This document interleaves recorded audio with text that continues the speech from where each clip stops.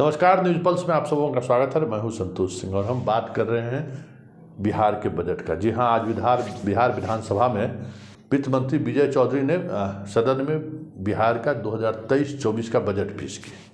हालांकि बिहार के बजट का कोई मतलब नहीं है, ज़रा इन चीज़ों को समझिए। ये केंद्रीय बजट नहीं है कि इसमें कुछ आपको राहत मिले या इससे आगे बिहार किस दिशा की तरफ बढ़ेगा इसका कुछ आईना आपको दिख जाए, ऐसा कुछ होता नहीं है इस तरह के राज्य के बजट में, क्योंकि अधिकांश बजटीय प्रावधान केंद्र के राशि के अनुकूल होता है।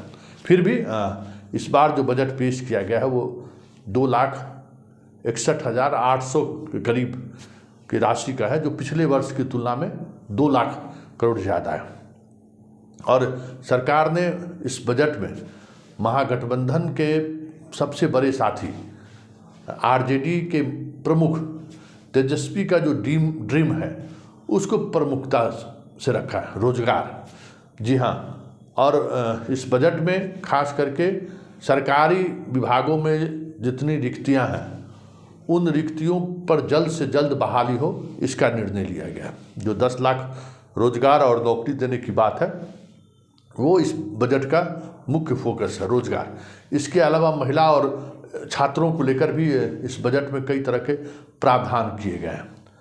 लेकिन कृषि या अन्य जो योजनाएं हैं, बिहार सरकार के अन्य विभागों की जो योजनाएं हैं उन पर भी फोकस किया गया है। लेकिन जो मूल इस बजट का आधार है वो आधार है कि आने वाले समय में बिहार के बच्चों को बड़ी संख्या में सरकारी नौकरी मिलेगा, जो इस बजटीय प्रावधान में झलक कर सामने आया है। जरा सुनिए इस बजट को लेकर सत्ता पक्ष और विपक्ष क्या कह रहा है।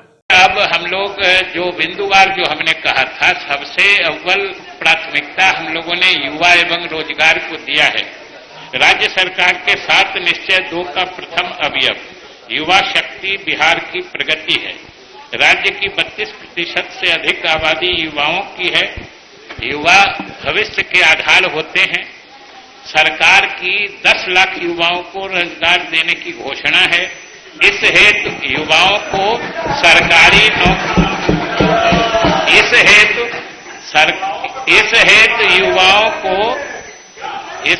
युवाओं को सरकारी नौकरी के अलावा उनमें स्वावलंबन और आत्मविश्वास पैदा कर रोजगार सृजन की ओर उन्मुख करने हेतु सरकार प्रयासरत है।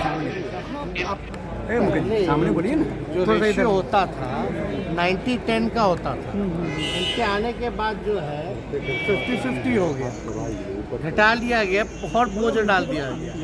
और हम लोगों को कई बार ज़मीन अधिग्रहण करना पड़ता, ज़मीन इतना महंगा है तो एक्चुअल में 50-50 नहीं रह जाता, कहीं में 60-40 हो जाता है, यानी 60 जो है राज्य का हो जाता है शेयर।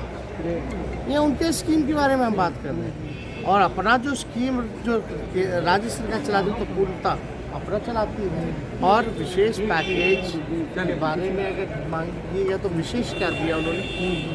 और जो भी इसमें से केंद्र राज्य जो हमको मिलता भी है, तो आप तो जीएसटी ले लिया तो वसूल लेते हो राज्य से, तो आप वो आपका पैसा तो है, वो तो 1 नेशन सबका है, सब लोगों ने, सब राज्यों ने दिया, उसी को आप लौटाते।